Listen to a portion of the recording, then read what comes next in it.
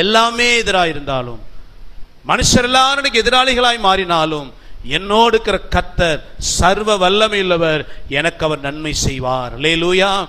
எத்தனை பேர் விசுவாசிக்கிறீங்க? நல்ல சத்தமாய்.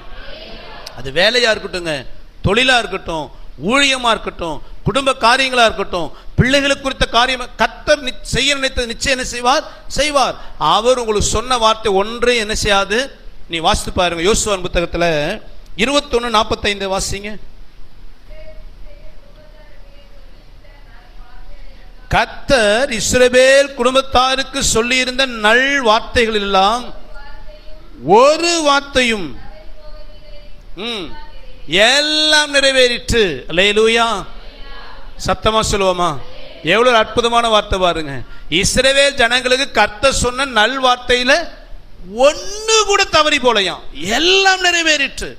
இன்னைக்கு கர்த்தரை பார்த்து சொல்றாரு, ஒருவேளை நீங்க ஜெபிக்கும் பொழுது கர்த்தர் சில வார்த்தைகள் உங்களோடு பேசி இருக்கலாம், அல்லது சில சொப்பனங்கள், சில தரிசனங்கள் மூலமாய் கர்த்தரோடு பேசி இருக்கலாம், சில வேத வசனங்கள் மூலமாக கர்த்தர் சில காரியங்களுக்கு வாக்குத்தத்தமாய் கொடுத்திருக்கலாம், அல்லது சில ஊழியக்காரர்கள் மூலமாய், அல்லது சில மனிதர்கள் மூலமாய் சில வார்த்தைகளை கர்த்தரோடு பேசியிருக்கலாம். கர்த்தர் உங்களுக்கு என்ன வார்த்தை கொடுத்திருந்தாரோ, எதை செய்வேன்னு சொல்லியிருந்தாரோ, அது ஒன்றும் தவறி போவதில்லை. அல்லேலூயா.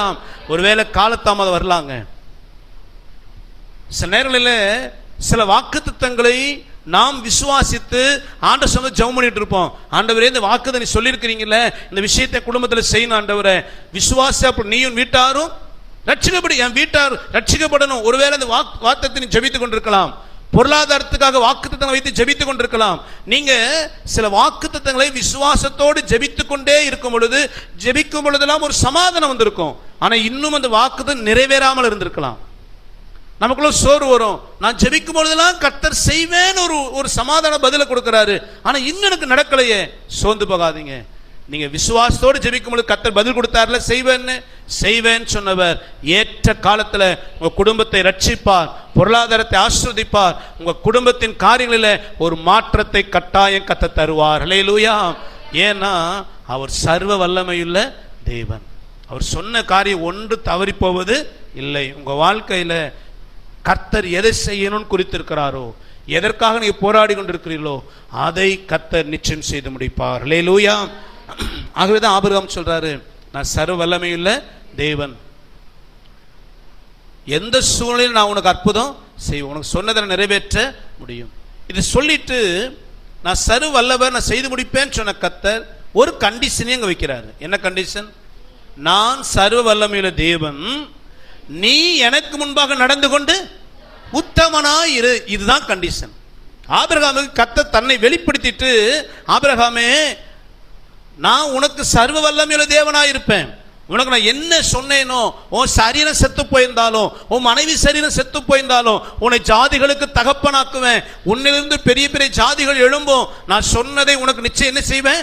நிறைவேற்றி முடிப்பேன். இன்னைக்கு கர்த்தரை பார்த்து சொல்றாரு, உன் குடும்பத்தை ரட்சிப்பேன்னு சொல்லியிருந்தாரா? கட்டாயம் குடும்பத்தை ரட்சிப்பார். உங்க குடும்பத்தை உயர்த்துவேன்னு சொல்லியிருந்தாரா? உங்க பிள்ளைகளை குறித்து வெளிப்படுத்தி இருந்தாரா? உங்கள் எதிர்காலத்தை குறித்து பேசியிருந்தாரா? சொன்னதை கர்த்தர் செய்து முடிப்பார். எத்தனை பேர் நம்புறீங்க? அவர் செய்து முடிப்பதற்கு ஒரு காரியத்தை நம்முடைய எதிர்பார்க்கிறார். என்னன்னா, உத்தமனாயிரு. என்னவா இருக்கணுமா? உத்தமன் அப்படின்னா உண்மையாயிரு, மாறாட்டம் பண்ணாத, அதான் உத்தமனாயிரு. ஆண்டவர் சொல்றாரு, நீ உத்தமனா இருந்த அப்படின்னா என்னுடைய சர்வ வல்லமையுள்ள கிரியைகள் வாழ்க்கையில வெளிப்படும். அதனால ஆபிரகாமுக்கு கர்த்தர் கற்றுக் கொடுத்தார்.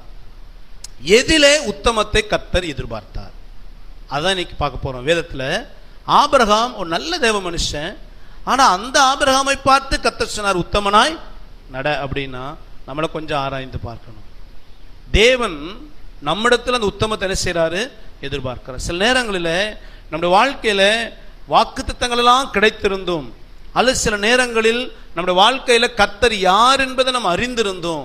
சில நேரங்களில் நாம் ஆபிரகாம் சாராளை போலவே சில விஷயத்துல உத்தமமா இல்லாமல் நாம் சுயபுத்தியில் விழுவதனால தான் அநேக நேரங்களில் ஈசாக்குக்கு பதிலாக இஸ்மவேலை பெற்றெடுத்துட்டு அநேக நேரத்தில் சஞ்சலப்பட்டு கொண்டிருக்கிறோம்.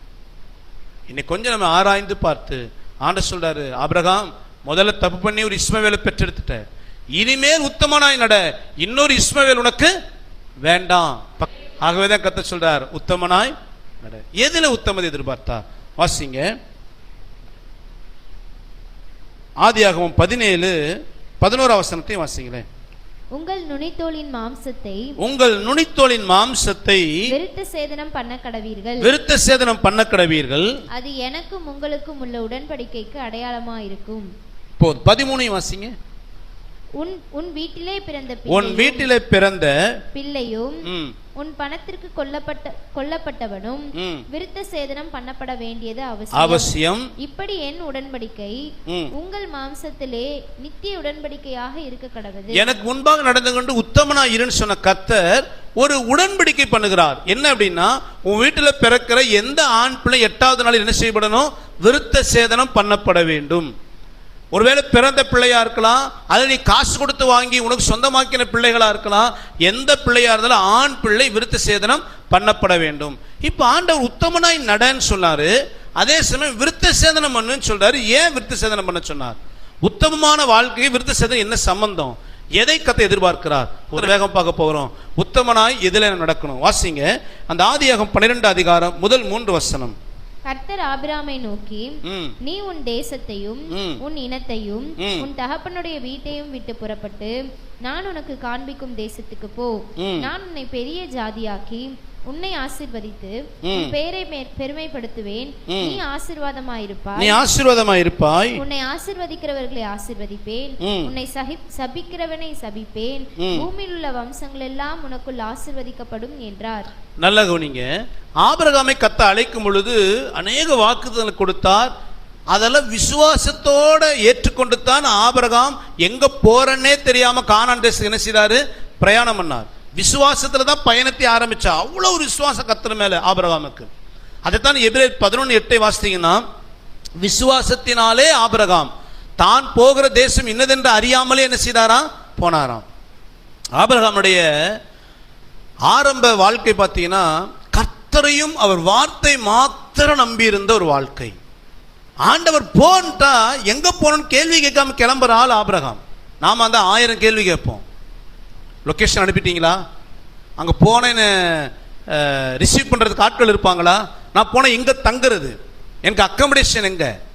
ரூட் நல்லா இருக்குமா? 1000 கேள்வி கேட்பான் ஆண்டவர்கிட்ட. இல்லை, ஆபிரகாமுக்கு கானான் தேசம்னு என்னன்னு தெரியாது. ஆனால் போனோன்னு ஆபிரகாம் என்ன செய்தாரு? போனான். அதான் விசுவாசம். பல நேரங்களில் நம்ம ஆண்டு வார்த்தையை நம்பாம கர்த்தர் நம்மோடு பேசினா கூட பல கேள்வி ஆண்டோட கேட்போம். ஊழியக்காரர் மூலமாக கர்த்தர் பேசினாலும் சரி, வசனத்தின் மூலமாக கர்த்தர் பேசினாலும் சரி, நம்ம 100க்கு 100 நம்புறோமா? நம்ம நிதானிச்சு பார்க்கணும். ஆபிரகாம் விசுவாசத்தோடு தான் கர்த்தர் சொன்னபடியே கானான் தேசத்துக்கு பிரயாணம் பண்ணி போனார். பிரயாணத்தை ஸ்டார்ட் பண்ணும் பொழுது ஆபிரகாமுக்கு ஏறக்குறைய ஒரு 65 வயது. மெசொப்பொத்தாமியால கர்த்தர் பேசுகிறார். அப்பவே சாராளுக்கு வயது, ஆபிரகாமுக்கு சாராள் 10 வயசு வித்தியாசம். அப்பவே சாராள் மலடியா இருந்தால் என்று வேதம் சொல்கிறது. ஆதியாகமம் 11 அதிகாரம் 30 வசனம் வாசித்தீங்கன்னா, ஆபிரகாம் மனைவி சாராள் இளம் வயதில் இருக்கும் பொழுதே அவள் கர்ப்பம் மலட்டு கர்ப்பமாய் இருந்தது. பிள்ளை பெறுவதற்கு சாராளுக்கு எந்த விதமான பலனும் சாத்தியமும் இல்லை. அப்படிப்பட்ட சூழ்நிலை தான் ஆபிரகாம் சாராளை அழைச்சிட்டு எங்க போறாரு? கானானுக்கு போறார்.